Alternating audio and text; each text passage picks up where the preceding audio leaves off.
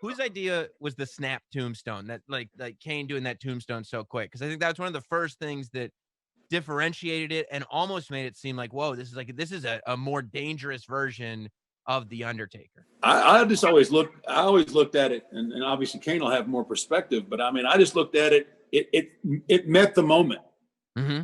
right? Here's this tormented little brother that, you know, may or may not have gotten burned up in the funeral home, and I may or may not have been responsible for that. So he's got all of this, you know, this built up inside him for all these years, and it's like he wasn't going to take the time to savor it. I mean, it was just like, this is what you get. Boom. That's always been my take on it. I don't think we've ever even discussed it. Not really. In the week leading up to that debut, I'd gone up to Stanford and put on the entire outfit and worked out a little bit, because part of the character was taking moves from the Undertaker, emulating the Undertaker. And so we had some stuff that we had to do.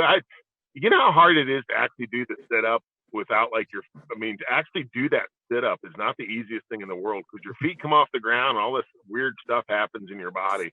So I had to practice doing the sit-up and making it look right. In some of the other moves that Undertaker did. That's just, sometimes that's just what happens, you know, as far as when you execute a move, that's just how you do it for whatever reason. And I never really thought about the speed of the tombstone. My two concerns were making sure that first of all, and this is true of all of us, you know, but first of all, it was safe for the person taking it. And second of all, it looked good, you know, so it wasn't like I was in my mind thinking I'm gonna do it at a certain speed. I was just like, okay, I think we're ready to go, and you know, from there, bam, you know. Yeah. So is reversing a tombstone as much of a challenge as it looks like it is? Because I was watching, when you got two guys that are your size, I guess it'd be tough to do for a smaller guy anyway. But like to then, you know, do the flip over and then get the brace back up to make sure that everything goes according to plan. I'm like, this is what makes these guys superheroes. I know for me.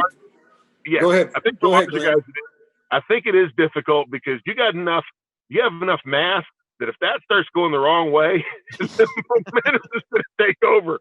So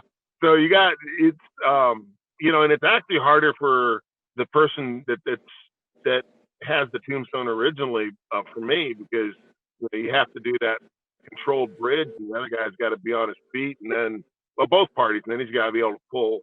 You know, have enough strength in his core to pull the opponent up. Where you're talking about 300+ pound individuals, that ain't the easiest maneuver in the entire world to pull off. And if it starts going one way, it's going to keep on going that way.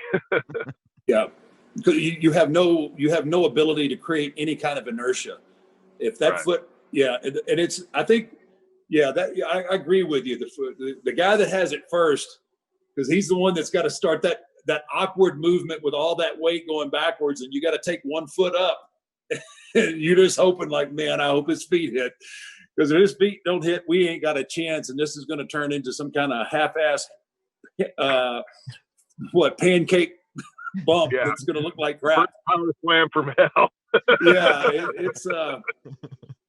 It can be a little. That move is probably one of the most nerve-wracking moves I think I've ever done, especially in a pay-per-view type situation, because it has the potential to be awesome and it catches people off guard, but it also has the potential to be, you know, crickets. You know what I mean?